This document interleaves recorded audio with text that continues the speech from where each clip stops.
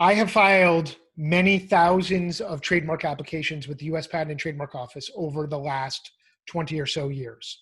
Prior to filing applications on my own for clients, I was an examiner at the USPTO reviewing applications that had been filed. And I've, of course, learned so many things from reviewing, submitting, and going through the application process with all of these applications.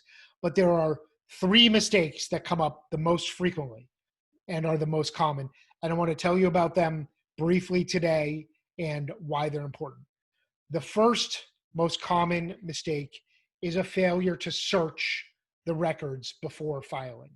Searching the records is extremely important. First of all, a search in general of more than just the USPTO records is very important when creating and launching a new brand name or logo or tagline.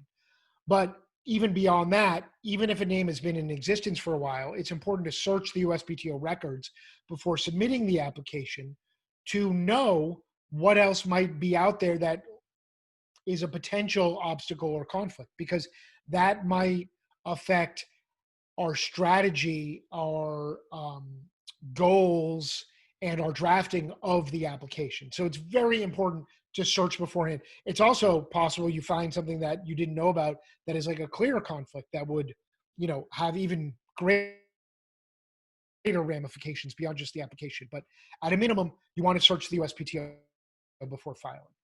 The second important thing that I often see a failure to comply with is the specimens of use in the application.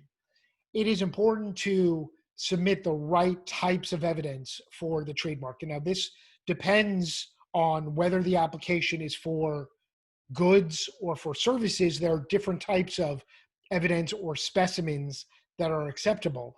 And there are new rules for submitting certain types of specimens like screenshots and procedures that you must comply with. So it's very important to make sure you get the specimens correct. Even if you're filing a intent to use application, you will eventually have to file the evidence of use. And it's a second important element of the application that I often see people make mistakes on.